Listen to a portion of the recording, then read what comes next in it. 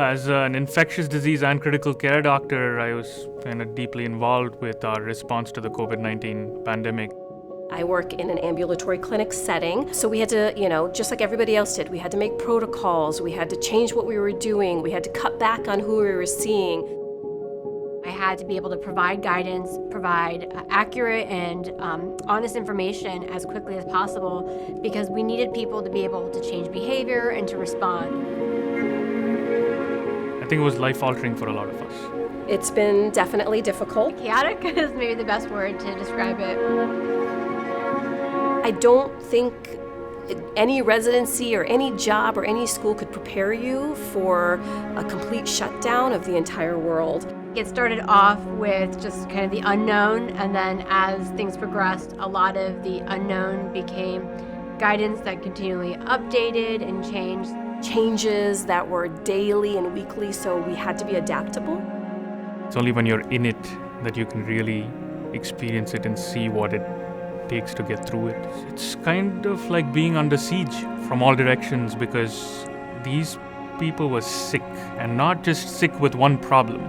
They were so profoundly sick that it took a whole team providing round-the-clock care day in and day out for weeks together. They had to not only be the caretakers, but they also in many ways had to, help deal with the families. When we would put a patient on the ventilator, they would be in there holding up an iPad or an iPhone, letting the patient talk to their loved one. Those images are, they leave an impression. Every dining table now, they talk about health equity. We had to talk about how do we keep people at home when maybe home wasn't the healthiest or the safest place for them. Working with the underserved population, they do not have the same opportunities that all other patients have. Having to take that next step with our families, like, yes, you need to go get tested. This is where you need to go. What type of, issues are you having? Do you have enough food? Between our social workers, our care managers, we were very busy throughout the pandemic trying to help some of those social determinants of health.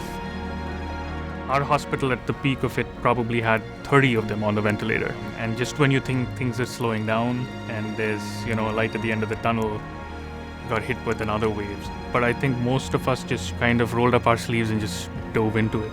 That's all you can do to kind of keep your sanity. Compared to places where it spread really quickly and really uncontrolled, we were never in those scenarios.